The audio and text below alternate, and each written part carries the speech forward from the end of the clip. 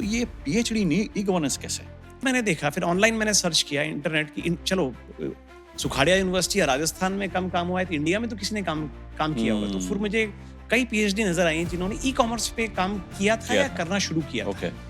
लेकिन e governance पे काम मुझे एक भी ऐसा काम नहीं दिखा। तो आज हम जिसको रिसर्च गैप कहते हैं, उस समय मुझे ये वर्ड नहीं पता था, लेकिन मुझे लगा हाँ यार ये नया फील्ड, इसमें काम करना चाहिए। तो अपनी एजुकेशन सिस्टम में क्या नजर आ रहा है? तब का और अब का बात करें थोड़े साल पहले और आज की बात करें तो एजुकेशन सिस्टम कहाँ कैसा लग रहा है आपको? मैनेजमेंट टर्मिनोलॉजी में कहूंगा कि एक हम जैसे हिंदी में कहते हैं ना काश ऐसा होता, है ना? तो काश जो वर्ड है इसको मैं अगर इसको एब्रीविएशन है तो के स्टैंड्स फॉर नॉलेज।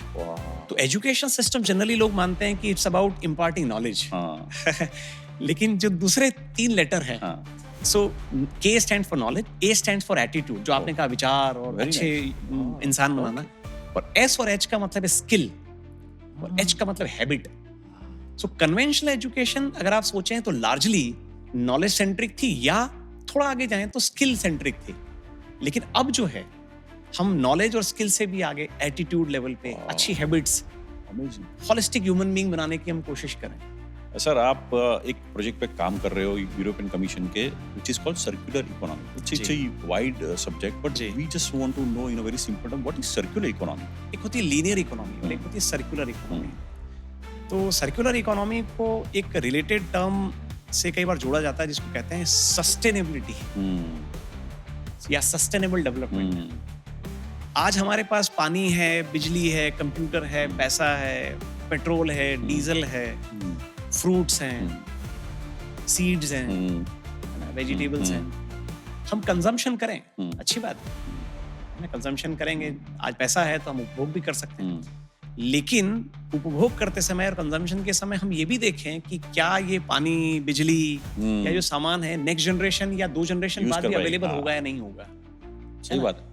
तो ऐसा नहीं है कि 50 साल के बाद लोगों का पैसा नहीं होगा, लेकिन पैसा है और पानी नहीं है तो उस पैसे का करेंगे क्या? Hello everyone, warm welcome to Between the Lines.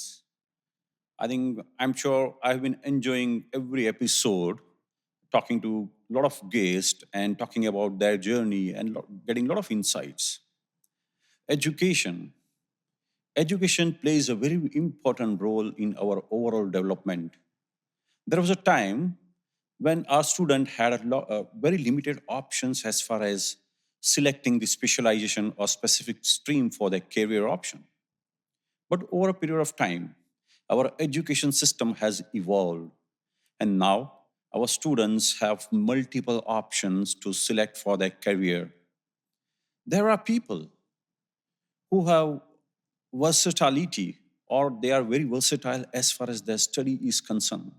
They've studied multiple subjects. They work in a different area of domains.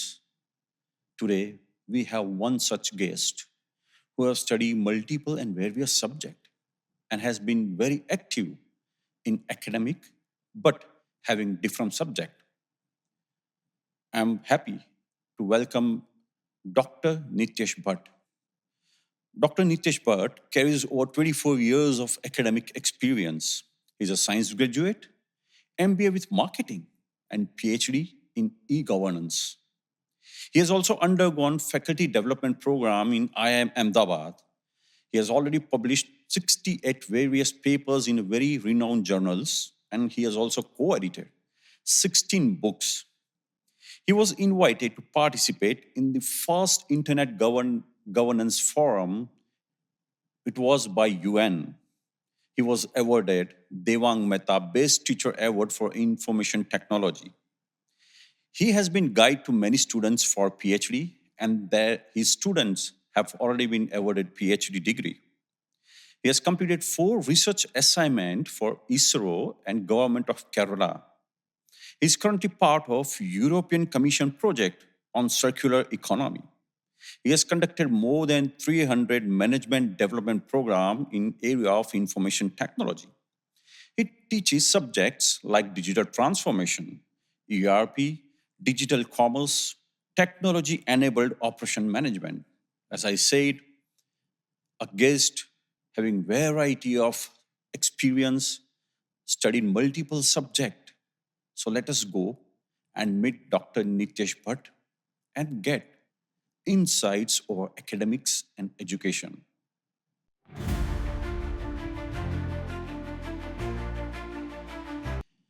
Nitesh sir, welcome to Between the Lines. Thank you, नमस्कार. बिटवीन द लाइन एक ऐसा platform है, normally हम social media की language में podcast बोलते हैं, जी. But ये प्लेटफॉर्म एक ऐसा है कि दुनिया में बहुत सारे लोग ऐसे हैं जिन्होंने बहुत सारा काम किया है, बहुत सारा कर रहे हैं और उनके पास उनके लाइफ की एक अलग फिलोसॉफी है. तो हमें ऐसा लग रहा है कि ये प्लेटफॉर्म का यूज करके हमारी जो जनरेशन है, जो अपने देश का फ्यूचर है, जी. उनको कुछ अच्छा गाइडेंस मिले, अच्छे इंसाइट्स मिले, अच्छे विचार मिले. तो यही एक ऑब्जेक्टिव है और आई एम रियली फॉर्चुनेट कि कहीं आपसे मिलने का मौका मिला और मुझे ऐसा लगा आपको मिलने के बाद कि अगर आप ये प्लेटफॉर्म पे आके बात करेंगे तो आई एम श्योर कि हमारी जो जनरेशन है वो देश को आगे ले जाने में, बनाने में बहुत मदद करेगी. So I am really keen to have talk in detail about your journey. My pleasure, sir. Whatever best I can contribute, but there is a lot to learn from our youngsters. It's a time for reverse learning, yeah. But whatever little I can do, and I'm grateful to this wonderful platform. So I think you have started with a very great punchline that reverse learning. You're very right. अब मुझे ये जानना है कि आप राजस्थान के एक छोटे से जगह से बिलोंग करते हो. जी. आपने ग्रेजुएशन किया, MBA किया एंड PhD किया. एक छोटी जगह से बिलोंग करने वाले कोई सिटी में गए और एक अच्छी यूनिवर्सिटी में, you are a dean and director in Nirma university faculty of management. तो हमें ये जानना है कि एक छोटी जगह से आने वाला इंसान यहाँ तक आया तो ये जर्नी में बहुत सारे डिसीजन लेने के आते हैं. बिकॉज एक जहाँ छोटी जगह से आते हैं तो कुछ सराउंडिंग है, कुछ विचार है, मेंटल ब्लॉक्स होते हैं. वहां से निकल के यहाँ पहुंचना, तो ये जर्नी और कैसे हुई, आपने डिसीजंस कैसे लिए? आपने अच्छा क्वेश्चन पूछा है. मैं एक राजस्थान के एक छोटे शहर से आता हूँ जिसके बारे में सभी जानते हैं. छोटा है लेकिन बहुत ही खूबसूरत शहर है.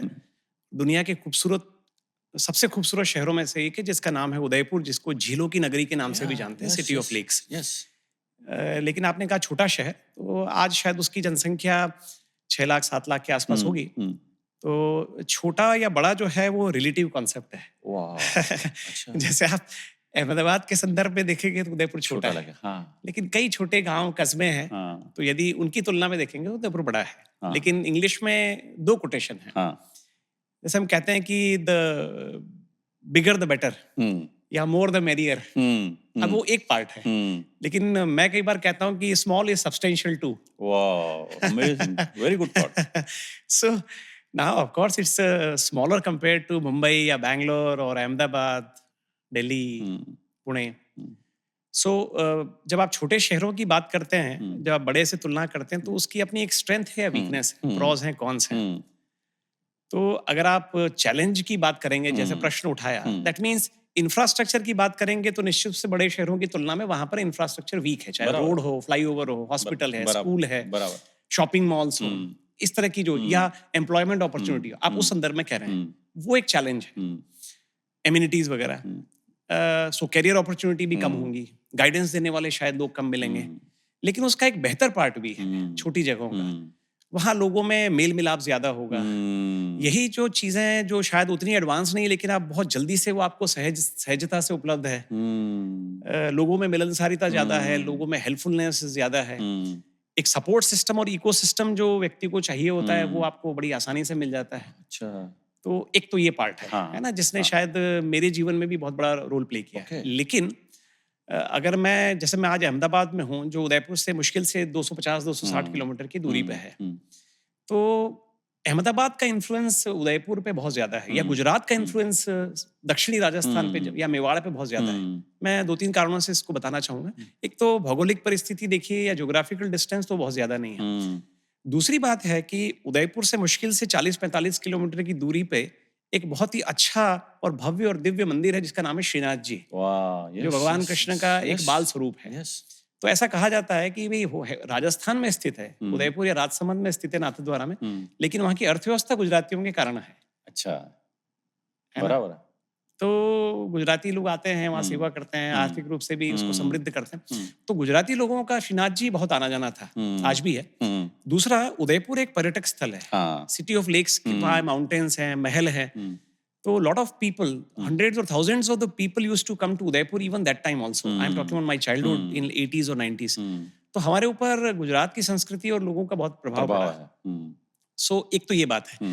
लेकिन अगर मैं बाजार की बात करूँ, वहाँ की इकोनॉमी की बात करूँ, तो हैंडीक्राफ्ट्स लीजिए, टूरिज्म लीजिए, वो बहुत बड़ा वहाँ का फील्ड है।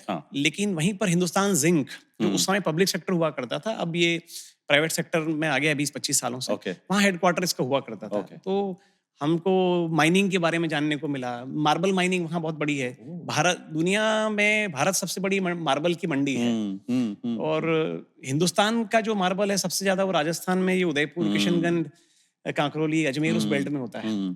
फिर जिप्सम वगैरह और बहुत चीजें, सीमेंट भी आसपास के एरिया में बहुत सारी होती है। तो धीरे धीरे आप इन सब चीजों से जब रूबरू होते हो, लोगों से बात करते हो, तो कई चीजें आपको जानने को मिलती है।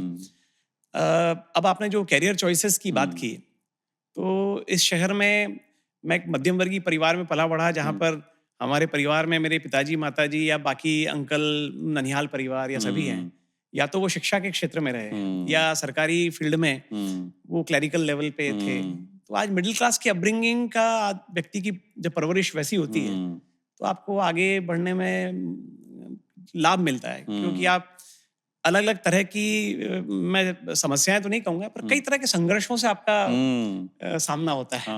तो जीवन में आप बहुत कुछ सीखते हैं। सही है, सही है। कई चैलेंजेस हैं घर परिवार में, वो सब आप सीखते हो। आस पड़ोस में रहते हो, संयुक्त परिवार का हिस्सा होते हो, तो कई जगह सामंजस्य बिठाना आप सीखते हो। तो नेचुरली आपको आगे ग्रो करने को मिलता है।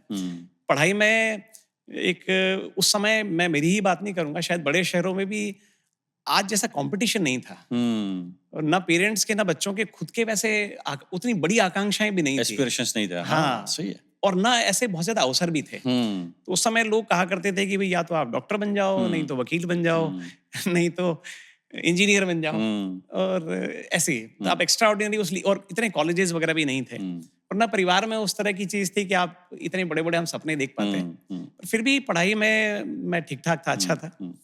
तो आगे बढ़ते रहे, और फिर और भी साथ साथ में दूसरी हॉबीज वगैरह उनको परस्यू किया, चाहे म्यूजिक हो या थोड़ा बहुत स्पोर्ट्स हो, लिटरेरी थिंग्स हो। तो एक आज जिसको हम होलिस्टिक डेवलपमेंट बोलते हैं, शायद ये शब्द तो उस समय नहीं आते थे, बट धीरे धीरे होलिस्टिक थोड़ा सा होने की कोशिश की उस माहौल में। मेडिकल में पहली बार में नहीं हुआ, फिर हमने ग्रेजुएशन किया, साथ साथ में कंप्यूटर कोर्स किया।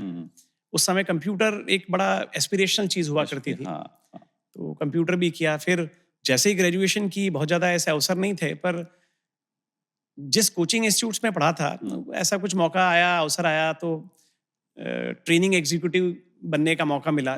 उस समय एक बहुत बड़ा एक कोचिंग इंस्टीट्यूट हुआ करता था, ब्रिलियंट ट्यूटोरियल कहा करते थे, उसी का कंप्यूटर डिवीजन था, उसमें मौका मिला।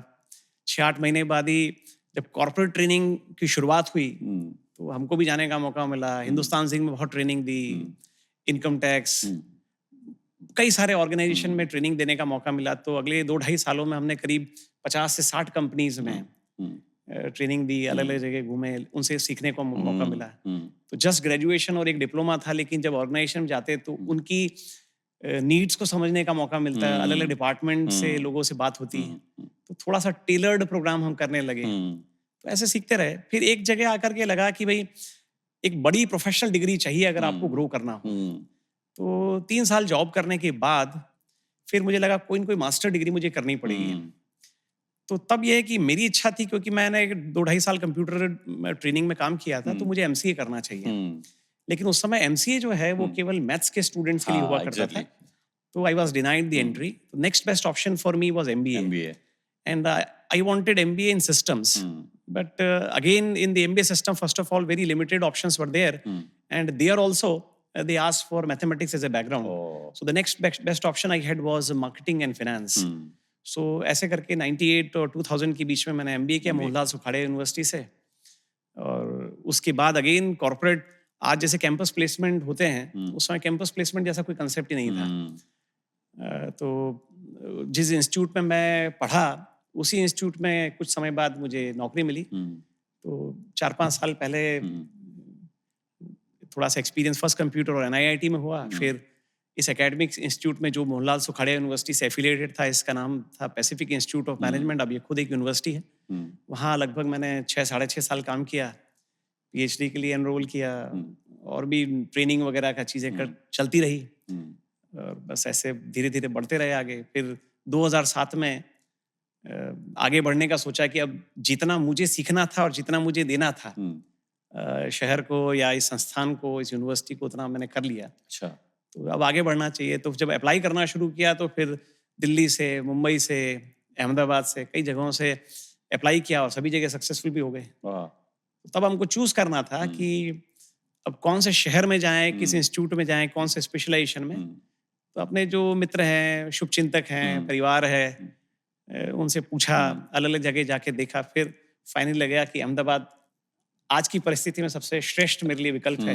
तो 2007 में मैं यहाँ आया था जून में, और तब से इस शहर के होके रह गए। सर, एक सेंटेंस है जी, which actually shows the positivity. Ji, Look at the brighter side of your life. Right. और मैंने जैसे छोटी जगह का जिक्र किया, जी, आपने बखूबी, हम जब छोटी जगह की बात करते हैं तो हम चैलेंजेस की बात करते हैं, प्रॉब्लम्स की बात कर रहे हैं। हाँ, आपने बखूबी उसकी पॉजिटिव साइड दिखाई, which is excellent. I think this is something which we say this is called a very positive perspective.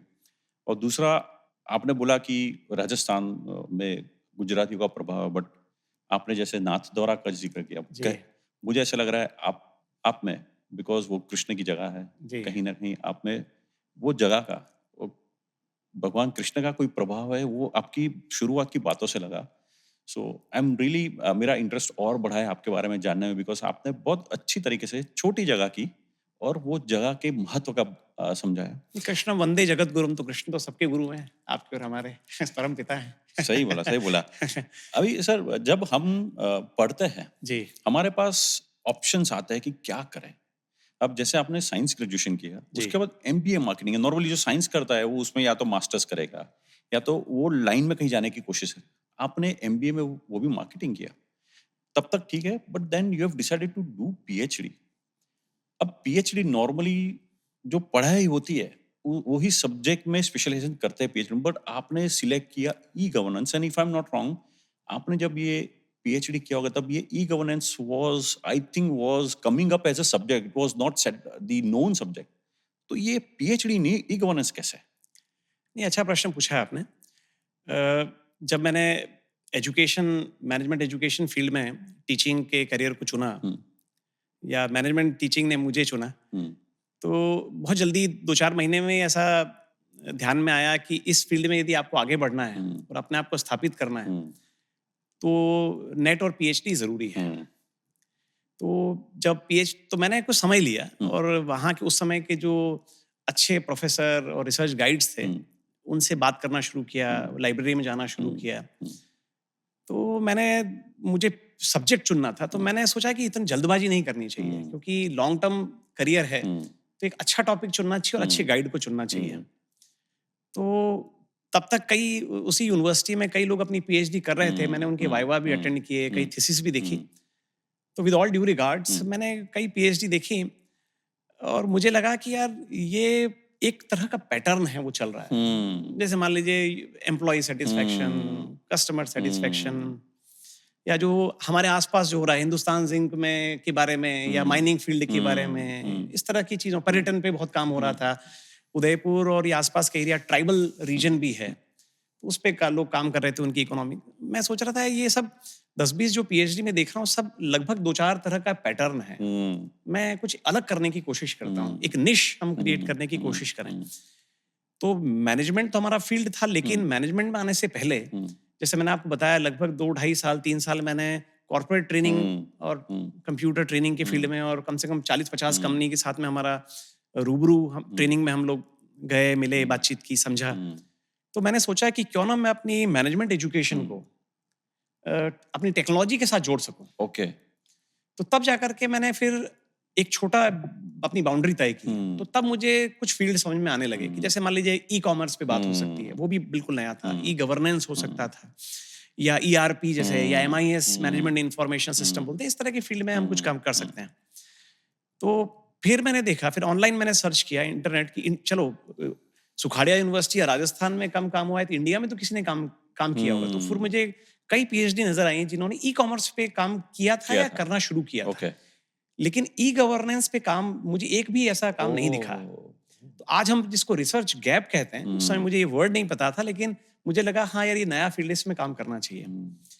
अब जो मित्र सुन रहे हैं उनको लगेगा कि ई गवर्नेंस क्या है, तो E is electronic and governance या government is related to whether city governance, municipal governance, state governance या सेंट्रल लेवल गवर्नेंस।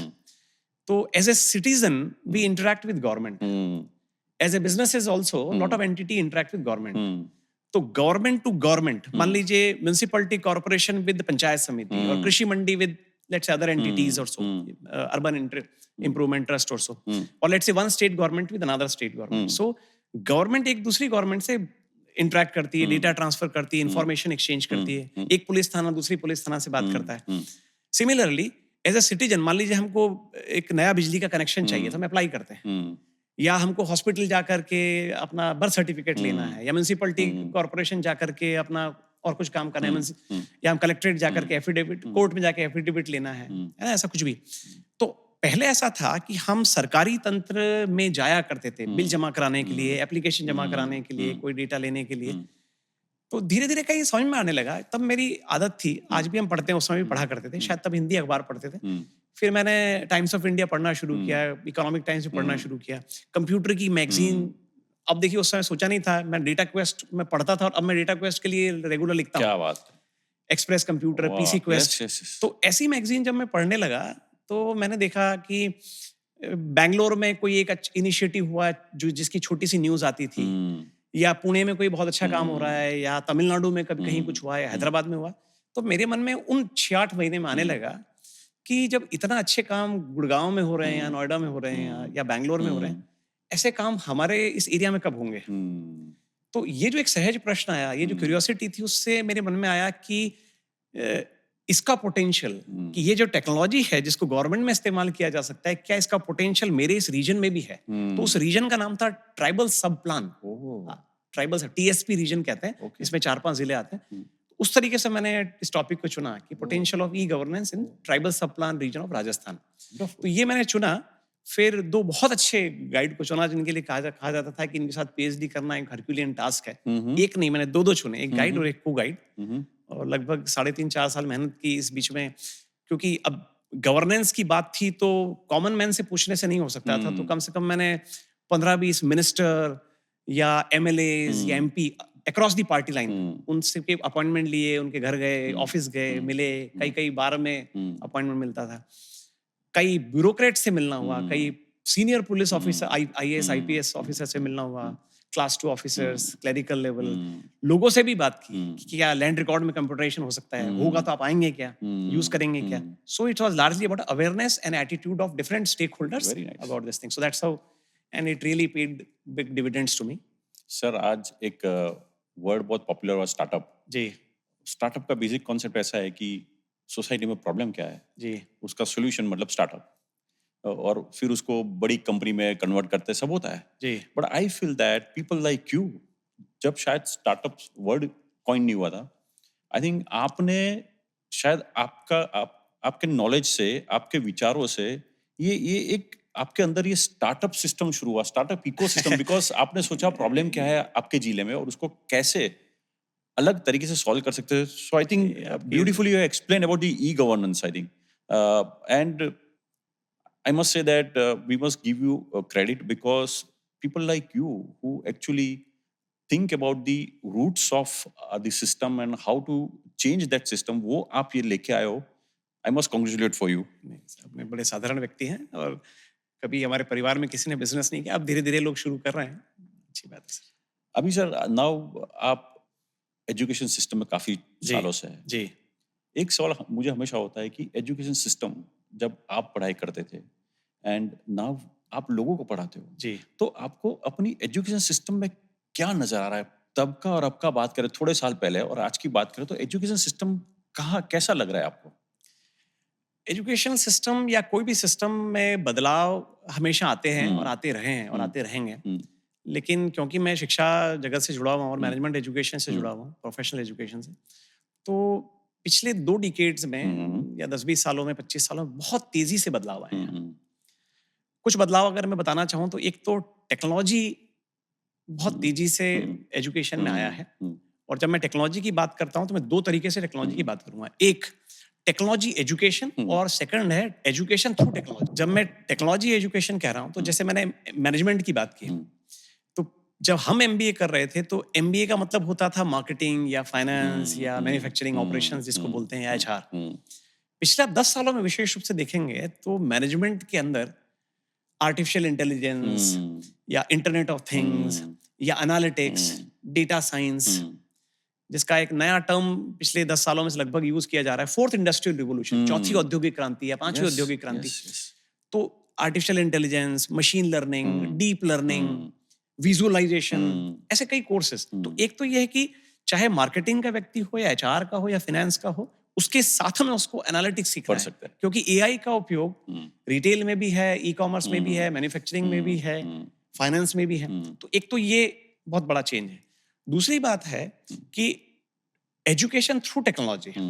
तो पहले ये था कि अगर आपको पढ़ना था तो आप हम स्कूल जाते थे, पढ़ना था तो हम कॉलेज जाते थे, अगर हमको हॉस्पिटल सर्विस चाहिए थी तो हम हॉस्पिटल जाते थे, अगर हमको बैंकिंग सर्विस चाहिए थी तो हम बैंक जाते थे, अगर हमको गवर्नमेंट सर्विस चाहिए थी तो हम म्यूनिसिपैलिटी कॉर्पोरेशन। अब ये है कि एजुकेशन लेने के लिए आपको एजुकेशन इंस्टीट्यूट शायद जाने की जरूरत नहीं, आप बिना उसके भी एजुकेशन ले सकते हैं। E learning, mobile learning, similarly e banking, e commerce, e shopping, e retail जिसको हम ई टेलिंग कहते हैं। तो एक एजुकेशन में भी ये टेक्नोलॉजी ने बहुत बड़ा बदलाव लाया है। तो technology is becoming a great enabler to disseminate the knowledge. तो एक तो ये है कि ईडीएक्स की बात करिए, कोर्सेरा की बात करिए, है ना, इंडिया में भी बहुत सारे ई लर्निंग प्लेटफॉर्म्स हैं जिसके थ्रू एजुकेशन दी जा रही है। लेकिन रेगुलर एमबीए या रेगुलर फार्मेसी या रेगुलर इंजीनियरिंग में टेक्नोलॉजी के थ्रू एजुकेशन दे रहे हैं। पहले मल्टीमीडिया से शुरू हुआ था, अब ऑनलाइन एजुकेशन है, हाइब्रिड एजुकेशन है, तो कई सारे टूल्स हैं, सिमुलेशन टूल्स हो सकता है। तो ये चीज है। तो एक तो बदलाव ये है। दूसरा बदलाव ये है कि जब हम एजुकेशन में थे या हम पढ़ रहे थे स्कूल कॉलेज में, तब एजुकेशन इंस्टीट्यूट सारे भारतीय थे। तो या तो सरकारी संस्थान थे या प्राइवेट इंस्टीट्यूट थे। अब आप इंडिया में देखिए, आप अलग अलग कोने में देखिए तो कई सारे फॉरेन एजुकेशन इंस्टीट्यूट है, यूनिवर्सिटी जो इंडिया में है, या तो अपने आप और या फिर किसी के साथ टाई अप में है। तो वो एजुकेशन लेने के लिए जिसको हमको पहले ऑस्ट्रेलिया जाना पड़ता था या कनाडा या यूएसए या न्यूजीलैंड या जर्मनी या यूरोप के अन्य हिस्सों में, वो एजुकेशन हमको यहाँ भी मिल रही है। एक दूसरा पार्ट है। तीसरी जो चीज है, पहले जैसे आपने सभी लोगों ने इग्नू का नाम सुना, खुला विश्वविद्यालय, तो इस तरह के डिस्टेंस लर्निंग, ओपन एजुकेशन, वो भी एक अवेलेबल है। चौथा जो बदलाव है वो ये है कि पहले एजुकेशन का मतलब होता था लेक्चर। स्टूडेंट्स बैठे हैं, टीचर अपना लेक्चर देगा और विद्यार्थियों का मतलब सुनना या कभी कभार पूछ लेना। लेकिन अब एजुकेशन में लेक्चर सिर्फ एक पार्ट है, उसके अलावा हम केस स्टडी की बात करते हैं, सिमुलेशन की बात करते हैं, फील्ड विजिट की बात करते हैं, रोल प्ले की बात करते हैं, assignments, practical, action oriented learning. Very good point you have. ऐसे बहुत सारे बदलाव हैं। और अब हम ये मानते हैं कि जो टीचर है वो सिंपल लेक्चरर नहीं है या टीचर नहीं है, उसका काम है फैसिलिटेट करना, कि बच्चों को हम सोचने के लिए विवश करें, चाहे वो स्कूल में हो या कॉलेज में हो, है ना, वो अपने आप पढ़ के आए, सेल्फ बेस्ड लर्निंग हो, सेल्फ रीडिंग हो, क्लास में आए तब डिस्कशन हो, अलग अलग विषयों पे चर्चा करें। तो हम कई बार मैनेजमेंट एजुकेशन में कहा करते हैं कि भाई lots to hots, lower order thinking से हायर ऑर्डर थिंकिंग। हम ये बात करें व्हाट इज दिस, तो वो तो आजकल गूगल पे या आप चैट जीपीटी या जेमिनी से जाएंगे तो सब मिल ही जाएगा। लेकिन उसका इम्प्लीकेशन क्या है ह्यूमन बीइंग पे, सोसाइटी पे, मैनेजमेंट के डिफरेंट फैसेट पे, उन पे चर्चा हो कि इस फील्ड में सक्सेसफुल है लेकिन दूसरे फील्ड में भी है क्या, जो चीज इंडिया के लिए रेलेवेंट है वो यूएस के लिए भी है क्या, या वाइस वर्सा, जो चीज बड़ी कंपनी में अगर जिसका एप्लीकेशन है क्या वो स्मॉल कंपनी के लिए भी रेलेवेंट है। इस तरह के हायर लेवल के डिस्कशन हो तब जाकर के हम बच्चों को रियल लाइफ चैलेंजेस के लिए और एडवांस चैलेंजेस के लिए गियर अप कर पाएंगे। ये आपने बहुत अच्छी बात बोली जी। अगर मैं आपकी ये पूरी बात का क्रक्स निकालूं तो शायद अभी एजुकेशन सिस्टम ये जगह पे आ गया है कि स्टूडेंट्स को जी होशियार सिर्फ बनाना या क्लेवर बनाना ये इनफ नहीं है, बट अभी के एजुकेशन सिस्टम उनको अच्छे विचारक बनाने की कोशिश कर रही है। आई थिंक ये आपने बहुत अच्छी बात ये बोली। भी है, तो मैं इसको मैनेजमेंट टर्मिनोलॉजी में कहूँगा कि एक हम जैसे हिंदी में कहते हैं ना काश, काश ऐसा होता, है ना?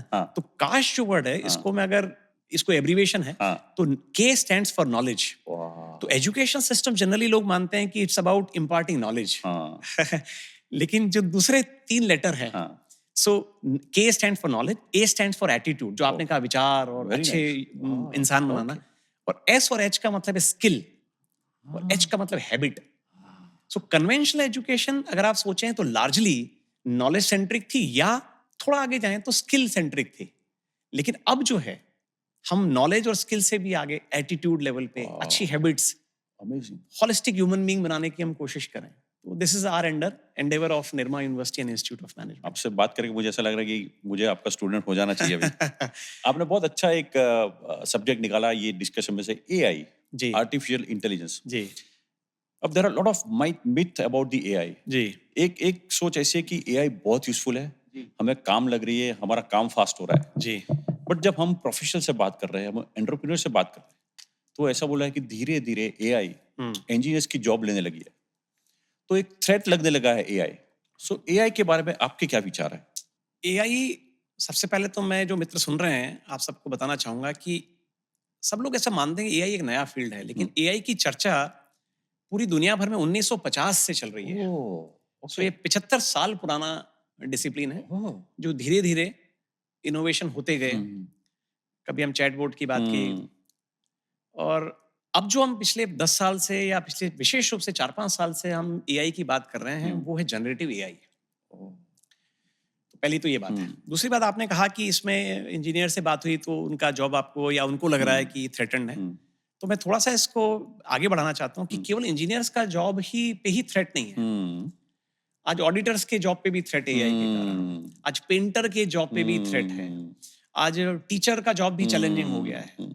आज हॉस्पिटल में रोबोटिक सर्जरीज भी हो रही हैं, है ना? और एआई क्या है, जिन्होंने भी चैट जीपीटी या जेमिनी या परप्लेक्सिटी या जो भी ऐप यूज किए हैं, तो उनका एप्लीकेशन हर फील्ड में है। वो आपको एक क्रिएटिव म्यूजिक भी बना के दे रहा है, वो ऐसे भी लिख के दे रहा है, वो एक बैलेंस शीट की समरी भी निकाल के दे रहा है, वो एक लाइन को एक के ऊपर पूरा ऐसे बना दे रहा है, उससे पोएम बना दे रहा है, और एक बहुत बड़ा अगर स्पीच है तो उसकी एक पेज में समरी या एक लाइन में समरी भी बना के दे रहा है। तो ऐसा कोई फील्ड नहीं है जिसपे एआई का इम्पैक्ट ना हो। एआई ट्यूटर्स भी हैं, एआई ट्यूटर्स भी हैं, राइट? लेकिन जो आपने चैलेंज की बात की, तो चैलेंज तो सामने दिख रहा है ना? लेकिन चैलेंज ये उस व्यक्ति को है जो एआई नहीं जानता है। तो आज अगर मैं फैकल्टी हूं या प्रोफेसर हूं या पेंटर हूं या डॉक्टर हूं या अकाउंटेंट हूं या मैं टैक्स कंसल्टेंट हूं, तो मुझे एआई से खतरा नहीं। मुझे उस टीचर से खतरा है जो कि एआई जानता है। मुझे उस अकाउंटेंट से खतरा है जो कि एआई यूज करता है।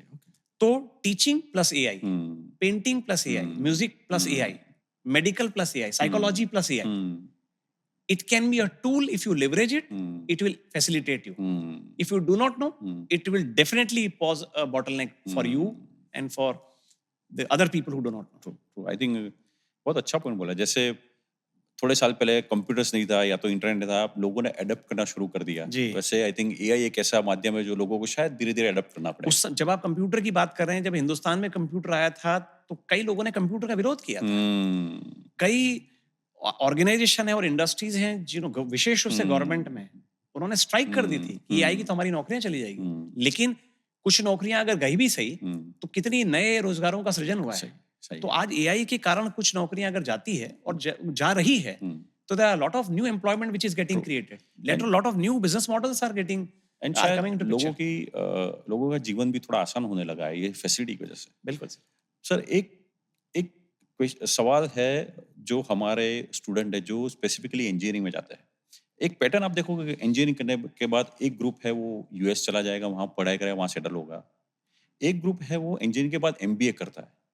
एक ग्रुप है जिनको शायद आगे पढ़ना नहीं है, वो मैन्युफैक्चरिंग या कोई जॉब में चले जाता है। मुझे आपसे ये जानना है कि आफ्टर इंजीनियरिंग क्या होना चाहिए? बिकॉज मैंने देखा हुआ कि जो ग्रुप इंजीनियरिंग के बाद जॉब में जाता है, शायद 1 साल 2 साल में दे स्टार्ट फीलिंग फ्रस्ट्रेशन। उनको ऐसा लग रहा है कि उनका आगे कोई अभी गेटवे नहीं है, कहीं जा नहीं सकते, बिकॉज कहीं ना कहीं वो देखते हैं कि एक ग्रुप यूएस में जाके सेटल हुआ है, पढ़ा है, एक एमबीए कर रहा है, तो हमारी जो हमारी जर्नी है यहाँ पे रुक गई, आगे कुछ नहीं होगा. तो they start feeling frustration. So what is your thought कि इंजीनियरिंग के बाद क्या होना चाहिए और क्या करना चाहिए? सबसे पहले तो सब ये व्यक्तिगत महत्वाकांक्षा है और इंडिविजुअल टैलेंट है, दैट मैटर्स, और किसके पास कितनी अपॉर्चुनिटी अवेलेबल है. लेकिन व्यक्तिगत रूप से मेरा ये मानना है कि एक इंजीनियर, आपने चाहे सिविल में किया हो या मैकेनिकल किया हो, आपको कुछ साल उस प्रोफेशन को जरूर देने चाहिए. जैसे अगर मैं सिविल इंजीनियर हूँ तो हाउस कंस्ट्रक्शन हो, कमर्शियल कॉम्प्लेक्स हो, रोड डेवलपमेंट हो, कुछ ना कुछ सिविल इंजीनियरिंग उस प्रोफेशन को आपको जरूर देना चाहिए. मैं मैकेनिकल इंजीनियर हूँ तो किसी वॉल हो, पिस्टन हो, शाफ्ट हो, मैन्युफैक्चरिंग कुछ ना कुछ मैं उसको दूं. और मेरी शिकायत है आज के इंजीनियर से, कई हमारे परिवार के बच्चे भी हैं, हमारे कॉलेज में हर साल कई बच्चे आते हैं जो सीधा इंजीनियरिंग करके आते हैं. तो अगेन ये उनका व्यक्तिगत विषय है, उनकी फैमिली. लेकिन मैं सोचता हूँ कि अगर कोई व्यक्ति है तो पहले डीएलएफ में काम करके आए, या मैकेनिकल का बंदा है तो किसी ऑटोमोबाइल कंपनी में काम करके आए, इलेक्ट्रिकल का है तो किसी पावर ट्रांसमिशन कंपनी. तो आप उस फील्ड को कुछ दे रहे हो. ये तो एक बात है ना. तो आज ये फ्रस्ट्रेशन क्यों आने लगा, ये भी पिछले मुश्किल से 10-15 साल 20 साल का डेवलपमेंट है. क्योंकि जब से ये कंप्यूटर साइंस या आईटी और ये जो स्ट्रीम आई, डेटा साइंस तो ये अभी का डेवलपमेंट है एआई का, लेकिन पिछले 15-20 सालों में जब से कंप्यूटर साइंस बढ़ने लगा तो और इंडिया की सॉफ्टवेयर इंडस्ट्री बहुत तेजी से बढ़ने लगी, तो सैलरी का जो डिफरेंस था, जो सिविल, मैकेनिकल, इलेक्ट्रिकल, इंस्ट्रूमेंटेशन और ये जो न्यू एज ब्रांचेस की जो सैलरी थी, इनके डिफरेंसेस बहुत ज्यादा थे. तो सैलरी ज्यादा, और ये लोग बैठे होते थे एसी रूम्स में, फॉरेन क्लाइंट से बात करते, और इन बाकी लोगों को लगता है हम तो गर्मी में परेशान हैं, धूल मिट्टी में अपना काम कर रहे हैं, ग्रीस के साथ काम कर रहे हैं, लेबरर्स के साथ. ये फ्रस्ट्रेशन ये दो तरह से आया. Very good. तो तब जा करके इन लोगों ने कहना, और आईटी इंडस्ट्री की डिमांड बढ़ने लगी, तो इन्होंने, डिमांड सप्लाई का गैप था, आईटी इंजीनियर्स कम थे, तो इन्होंने कहा चलो कोई बात नहीं, मैकेनिकल इंजीनियर्स भी आप हमारे आ जाइए, हम ट्रेन कर देंगे, सिविल को भी ले लेंगे, इलेक्ट्रिकल भी ले लेंगे, तो जो भी डिसिप्लिन होगा हम उसको ट्रेन कर देंगे. तो उधर होने लगी शॉर्टेज. तो ये चीज है. तो उनको भी इन्होंने और 3-4 महीने की ट्रेनिंग दे करके वो काम करने लगे. तो एक ये पार्ट है. तो आपको आईटी में भी आना है, जहां अवसर है लोग वहां जाएंगे, उसमें तो कोई बड़ी बात नहीं है. इंडिया में अवसर है. आप देखिए अमेरिका या कनाडा लोग इसलिए जाने लगे क्योंकि वहां ग्रोथ अपॉर्चुनिटी थी, चाहे स्टार्टअप की अपॉर्चुनिटी हो या जॉब्स की हो, अच्छी सैलरीज हो. इंडिया में एक टर्म थी ब्रेन ड्रेन कहा करते थे हमारे समय पे. अब रिवर्स ब्रेन ड्रेन शुरू हो गया. सही है ना. चाहे वो जियोपॉलिटिकल सिचुएशन है, मैं नाम नहीं लेना चाहूंगा, अमेरिका में या बाकी सब जगह, लेकिन इंडिया में लगभग आज की तारीख में 2000 ग्लोबल कैपेबिलिटी सेंटर हैं, जीसीसी जिसको हम बोलते हैं. और इंडिया को पहले कहा जाता था कि बीपीओ का हब है, बिजनेस प्रोसेस आउटसोर्सिंग, फिर कहने लगे नॉलेज प्रोसेस आउटसोर्सिंग. और ये जो जीसीसीज हैं, आप तो सर बड़े आईटी प्रोफेशनल हैं, ये जीसीसीज में हाई एंड काम हो रहे हैं, आर&डी के, न्यू प्रोडक्ट डेवलपमेंट के, नए बिजनेस मॉडल, क्लाइंट सर्विसिंग, है ना. तो advanced IT, advance auditing, advance accounting, advance product development, advance R&D. तो आप बड़ी से बड़ी फॉर्च्यून 500 या 1000 कंपनीज का नाम लीजिए, और उन्होंने गुड़गांव में या पुणे में या हैदराबाद में या चेन्नई में, और ग्रेजुअली ये नंबर बहुत तेजी से बढ़ रहा है. तो जो आप कह रहे हैं कि टैलेंट यहाँ से वहां जा रहा था, वो रिवर्स हो रहा है. हिंदुस्तानी लोग जो अमेरिका और कनाडा थे वो यहाँ आ रहे हैं. एंड कई सारे जो अमेरिकन हैं, फ्रेंच है, जर्मन है, स्पेनिश है, वहां का टैलेंट भी इन शहरों में आकर के they are finding India at this company to be useful. तो ये समय है सर. बट आपने एक अच्छी बात बोली कि अगर इंजीनियरिंग पढ़ाई की है तो इंडस्ट्री को थोड़े साल दो, आपका नॉलेज का. बिल्कुल. और फिर आप एमबीए में आइए. सही है. इंडिया में जो मैक्सिमम जो है फ्रेशर एमबीए करते हैं, आप अमेरिका वगैरह में जाइए तो 4-5 साल के एक्सपीरियंस के बाद, तो that is ideal. But it all depends on the individual and family. But this is my thought. Sir, आप एक प्रोजेक्ट पे काम कर रहे हो यूरोपियन कमीशन के, which is called circular economy. It's a wide subject, but we just want to know in a very simple term, what is circular economy? Circular economy बहुत अच्छा टॉपिक आपने रेज किया. एक होती है लीनियर इकोनॉमी और एक होती है सर्कुलर इकोनॉमी. तो सर्कुलर इकोनॉमी को एक रिलेटेड टर्म से कई बार जोड़ा जाता है जिसको कहते हैं सस्टेनेबिलिटी या सस्टेनेबल डेवलपमेंट. आज हमारे पास पानी है, बिजली है, कंप्यूटर है, पैसा है, पेट्रोल है, डीजल है, फ्रूट्स हैं, सीड्स हैं, है ना, वेजिटेबल्स हैं, हम कंजम्पशन करें, अच्छी बात है ना, कंजम्पशन करेंगे, आज पैसा है तो हम उपभोग भी कर सकते हैं, लेकिन उपभोग करते समय और कंजम्पशन के समय हम ये भी देखें कि क्या ये पानी, बिजली या जो सामान है नेक्स्ट जनरेशन या 2 जनरेशन बाद भी अवेलेबल होगा या नहीं होगा। सही बात है। तो ऐसा नहीं है कि 50 साल के बाद लोगों के पास पैसा नहीं होगा, लेकिन पैसा है और पानी नहीं है तो उस पैसे का करेंगे क्या, है ना। तो फॉसिल फ्यूल भी लिमिटेड है, तो दुनिया में जितने भी रिसोर्सेज हैं they are scarce, they are finite in nature, है ना। साइंस एंड टेक्नोलॉजी अपनी जगह काम करेगी, है ना। बीच में भी कभी खाद्यान्न का संकट हुआ तो ग्रीन रिवोल्यूशन आया, मिल्क का संकट हुआ तो व्हाइट रिवोल्यूशन आया, but still there is a end to unlimited consumption. और इसीलिए सर्कुलर इकोनॉमी का कंसेप्ट है, और इसीलिए मित्रों आप सब लोगों ने शायद सुना होगा, और नहीं तो एक्सप्लोर कीजिएगा। कई बार हम बात करते हैं 4 R, 3 R's, 5 R's, 6 R's, reduce, reuse, recycle, refuse, इस तरह के कई सारे टर्म्स हैं। वहां जाकर के आती है सर्कुलर इकोनॉमी। कि मान लीजिए एक शर्ट है, पहले होता था कि पिताजी का एक शर्ट है, थोड़ा बेटा ने पहन लिया, या बड़े भाई की साइकिल है, छोटे भाई ने ले ली, बेटे का किसी और को देते, किसी और को दे दिया, या आपने और हमने वो किताबें बाजार से खरीदने की बजाय पड़ोसी से ले ली, या हमने अपनी किताबें पढ़ने के बाद 1 साल बाद किसी और को दे दी। अब वो कंसेप्ट धीरे धीरे जो है कंज्यूमर बेस्ड इकोनॉमी बढ़ती जा रही है। तो दूसरों की छोड़िए, हम अपने बड़े भाई की या सिस्टर की भी नहीं लेंगे, या 2 बार 3 बार साड़ी पहन ली या जीन्स पहन ली, अब तो ये आउटफिट पुराना हो गया है, क्योंकि सोशल मीडिया पे ऑलरेडी जा चुका है, यूज एंड थ्रो हो गया है, तो ये वेस्टेज है। तो क्या ऐसा कुछ किया जा सकता है कि जो चीज हमारे काम की नहीं वो किसी और के काम की हो?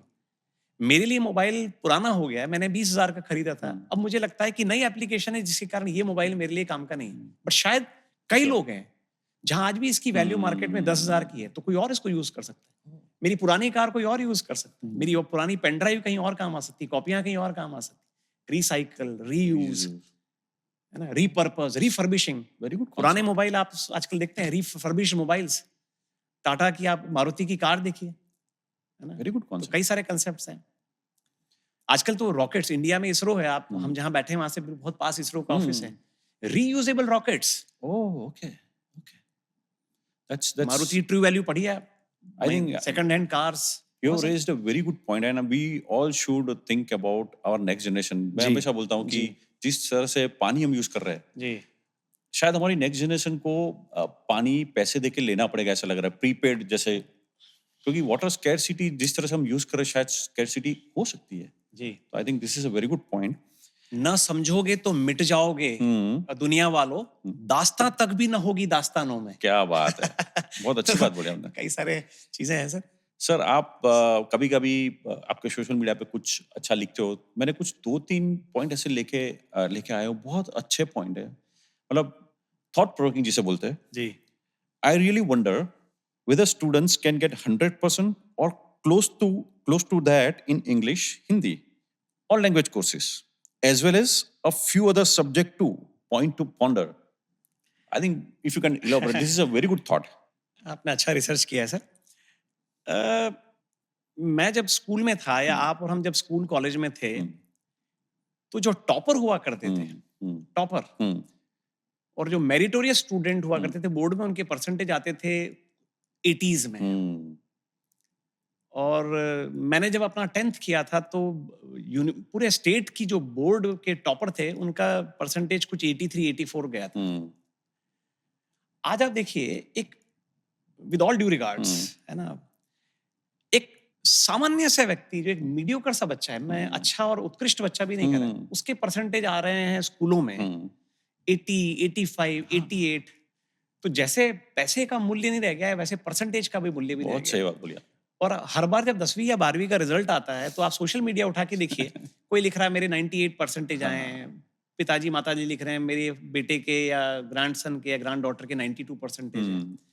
और ये रेस हो गई है। तब हमारे टाइम पे 60 या 65 आने वाला तो बड़ा अपने आप को खुश मानता था, और पार्टी करना है, माता पिता भी मिठाई लेके आते थे। आज की तारीख में आप देखिए, किसी बच्चे के अगर 60, 65, 70% नंबर आए तो उसको हीन भावना से देखा जाएगा। तो ऐसा बदलाव क्यों आया है?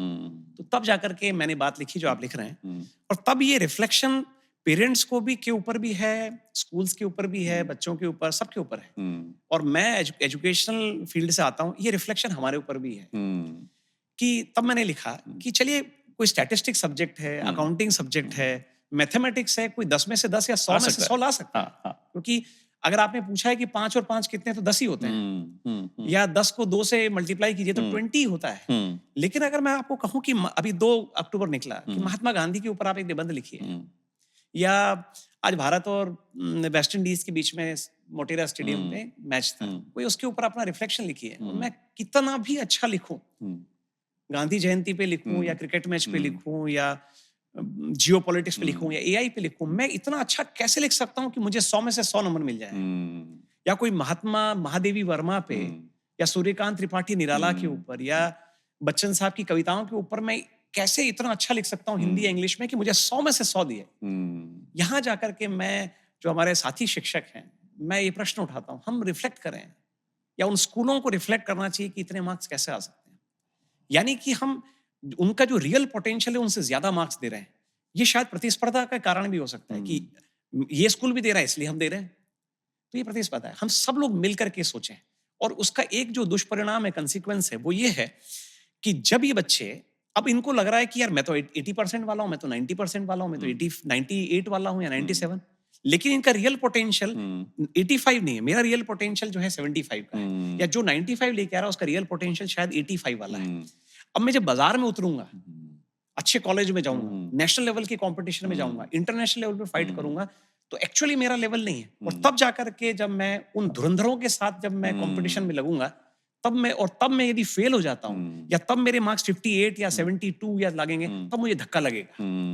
तो वैसे ही जब हमारी जनरेशन जैसे अब स्ट्रगल नहीं है, डे टू डे के स्ट्रगल नहीं है ना, लोग, ये जो बच्चे हैं, इनके पास बहुत सारे टूल्स हैं, एक्सपोजर बहुत ज्यादा है, हर चीज इनके लिए एक क्लिक पे अवेलेबल है।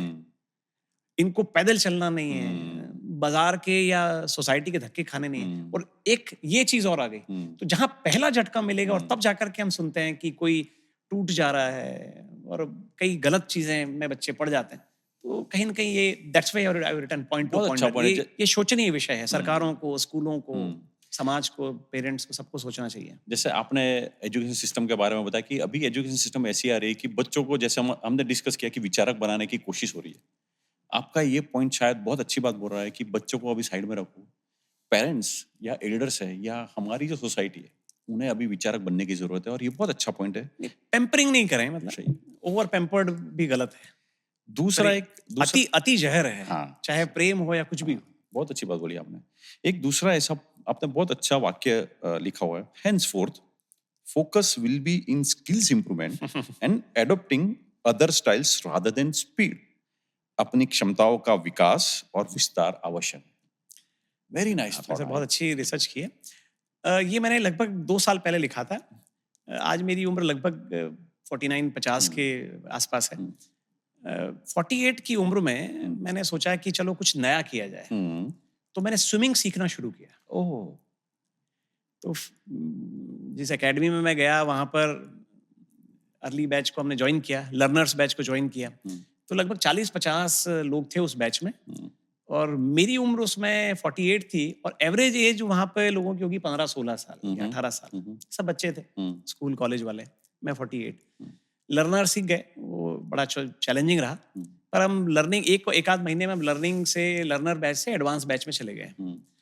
फिर 2-4 महीने अपनी कैपेसिटी को बढ़ाने लगे, स्ट्रेंथ बढ़ाने लगे। करीब 30-40 मिनट, जो लोग स्विमिंग जानते हैं, एक बैच का लगभग 35-40 मिनट का होता है। तो उन 40 मिनट पे करते करते शुरू में 300-400 मीटर हम तैर पाते थे। ओलंपिक साइज स्विमिंग पूल है, इसकी 50 मीटर की लेंथ है और 25 फीट डेप्थ है। तो फिर 400 मीटर, फिर 500 मीटर, 600 मीटर, लगभग 1 साल में मैं 1 किलोमीटर, 1000 या 1100 मीटर तक मैंने इतना डिस्टेंस, उतनी लेंथ कवर की लगभग 40 मिनट में। क्या बात। तो जब कर लिया तो अपने आप को स्ट्रेच करने की बात थी कि शुरू में लगता था 400 भी कैसे करेंगे, फिर 500 कैसे करेंगे। लोगों को देखते थे, साथ वालों को, तो बढ़ाते गए लगभग।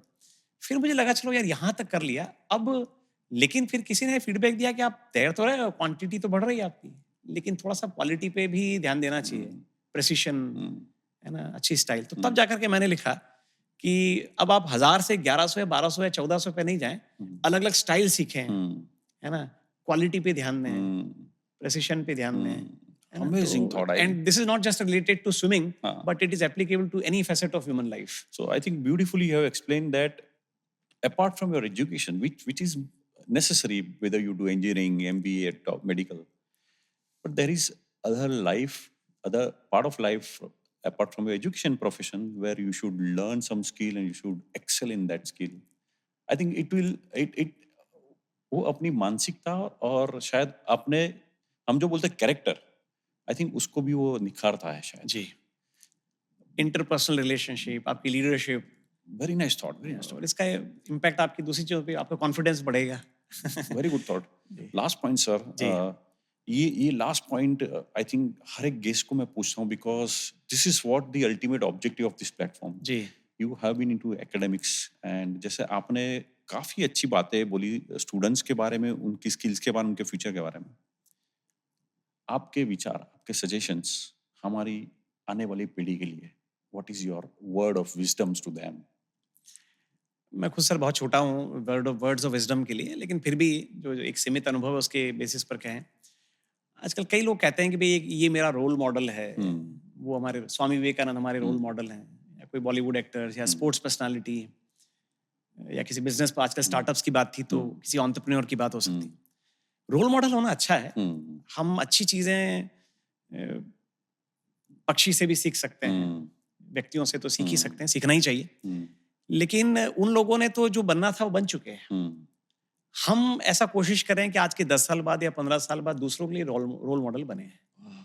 तो रोल मॉडल बनने के लिए एक तो ये कि हम मेहनत करें, और जो चीज हम कर रहे हैं, जिस भी प्रोफेशन में आप हो, आप चाहे इंजीनियरिंग में हो, चाहे फार्मेसी में हो, आर्किटेक्चर में हो, मैनेजमेंट में हो, आप स्कूल में पढ़ रहे हो, अपना सर्वश्रेष्ठ देने की कोशिश करिए. और आज की तारीख में एक सबसे बड़ी जो चैलेंज है एक्सीलेंस के लिए, इफेक्टिवनेस में, वो है ये टेक्नोलॉजी. इसके लिए कहा जाता था कि बहुत सारी अपॉर्चुनिटी देगा, दे भी रहा है, लेकिन इस टेक्नोलॉजी ने एक बहुत बड़ी चैलेंज पैदा कर दिया है, लर्निंग में भी और इंटरपर्सनल रिलेशनशिप में भी. तो हम इसका सदुपयोग करें नई चीज सीखने में, नई स्किल सीखने में, लोगों से कनेक्ट करने में, नेटवर्किंग करने में, वहां तक के लिए बहुत अच्छा है. लेकिन ये अगर आपको एकाकीपन की तरफ लेके जाए, परिवार से दूर कर दे, दोस्तों से दूर कर दे, आपके फोकस से दूर कर दे. आज आप रील्स देखते रहिए, 1 मिनट देखिए, 5 मिनट देखिए, 2 घंटा देखिए, 1 घंटा देखिए, पूरा दिन करते रहिए. आप नेटफ्लिक्स पे वीडियो देखते रहिए, यूट्यूब पे जाइए, कोई अंत नहीं है. आप सोशल मीडिया पे जाइए, कोई अंत नहीं है. तो हमारा फोकस क्या है?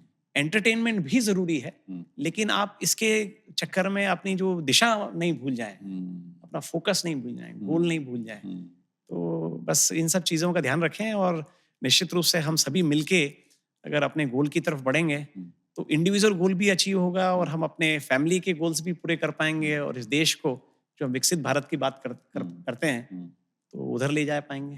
तो फिर से देश सोने की चिड़िया बनेगा. वाह, अमेजिंग सर. एक सेंटेंस है जिसको आपने आज साबित कर दिया, शिक्षक कभी सामान्य नहीं होता.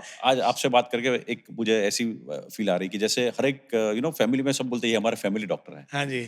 मुझे ऐसा लग रहा है कि कॉन्सेप्ट आना चाहिए फैमिली शिक्षक, family teacher, because and I really wonder that आपके जो भी स्टूडेंट्स हैं वो बहुत खुश नसीब है जिनको आपके जैसा एक शिक्षक, आइडियली एक मेंटर ही होता है. वो एक्चुअली उनको सब्जेक्ट के अलावा भी गाइड करता है कि आगे क्या करना है. So I think your students are really lucky. I really wish कि हमारे देश में जैसे एजुकेशन सिस्टम चेंज हो रही है, उसमें इम्प्रूवमेंट आ रहा है, इवॉल्व हो रही है. वैसे मैं कोई शिक्षक पे बोल नहीं रहा हूँ, बट आप जैसे शिक्षक इवॉल्व होके आए, वो भी सिस्टम के साथ बहुत जरूरी है. So once again, thank you because you have enriched. बहुत आभार. And I'm grateful to this platform. आपने काफी अच्छी बातें बोली. शायद हमारी जनरेशन ये बात सुन के उसको जहन में उतारेगी. तो जैसे आपने बोला कि हमारे देश में ही रोल मॉडल क्रिएट होते जाएंगे. So Dr. Nitish ji, once again, thank you for giving your time and lot of. It is not only knowledge, you have shared a lot of wisdoms today. So once again, thank you. Thank you, sir. Thank you. I look forward to have more and more sessions with you, so I can also enrich myself, and people can also get a lot of learnings out of it. So once again, thank you so much. Thank you, sir. I always say, together we can, and we will make a difference. Thank you. Thank you so much. Thank you. That was Dr. Nitesh Bhatt. आज शायद मुझे ऐसा लग रहा है कि मैं एक ऐसे क्लासरूम में था जहां से एजुकेशन का अलग डेफिनेशन मिला हमको कि एजुकेशन क्या है. बहुत ही अच्छी बात उन्होंने बोली. जब मैंने बोला एक छोटे सी जगह की बात कही, तब सर ने बहुत अच्छी बात बोली कि जगह छोटी है. हम छोटी जगह को ऑलवेज चैलेंज की नज़र से देखते हैं, स्ट्रगल की नज़र से देखते हैं. बट उन्होंने बहुत अच्छा पॉजिटिव नज़रिया समझाया हमको कि जगह छोटी है, लेकिन उसकी खूबियाँ क्या है. और शायद वो खूबियों से ही एक छोटे गांव से पढ़ के एक इंसान कोई एक इंस्टीट्यूट में जाके डायरेक्टर बनता है और लोगों को डायरेक्शन देता है. एक बहुत ही अच्छा आज का अगर टेक अवे बोला जाए, जगह, सिचुएशन भले ही कितनी छोटी हो, बट उसमें बहुत सारी खूबियां होती है और वो खूबियां ही हमें आगे ले जाती है. दूसरा उन्होंने बोला कि एजुकेशन की बात करें तो एजुकेशन एक होता है सब्जेक्ट पढ़ाना, बट उन्होंने उसमें और एक अच्छी बात बोली कि सिर्फ सब्जेक्ट पढ़ाना नहीं है, हमारे बच्चे को सोचना सिखाने की जरूरत है. सोच कैसे बढ़ाई जाए, कैसे बदली जाए. जब एक स्टूडेंट इंजीनियरिंग पढ़ता है तो पढ़ने के बाद वो इंजीनियर बनता है, पर हमारे सर ने आज ऐसा बोला कि उनको इंजीनियर के साथ एक विचारक भी बनाया जाए. This is a second takeaway from today session, that we should also keep on thinking, introspecting, and we should be a thinker. And तीसरा, जब उन्हें बोला गया कि हमारी जनरेशन को क्या देना चाहोगे, क्या बोलना चाहोगे, तब उन्होंने उसके पहले बहुत अच्छा बोला कि हमारी स्किल्स है, हमारे अंदर कोई ना कोई स्किल्स होती है, वो स्किल्स को डेवलप करने में, उसको एक्सप्लोर करके उसे निखारा जाए, ये बहुत ज़रूरी है. ये एक अच्छी बात है कि हम जब पढ़ लेते हैं, हम जब हमारे काम में व्यस्त हो जाते हैं, तो हम भूल जाते हैं कि काम के अलावा भी एक दुनिया है. तो कोई स्किल देखी जाए, उस पे काम किया जाए और कभी लिमिटेशन ना देखा जाए, वो लिमिटेशन को क्रॉस करने का सोचना चाहिए. सो एक ही वर्ड में अगर बोला जाए, development and thinking are the two words of today's session. So once again, we are thankful to Dr. Nitesh for giving us insightful learnings. And again, I'm thankful to all of you for watching and giving your feedback. And my request is, do not forget to read between the lines. Thank you.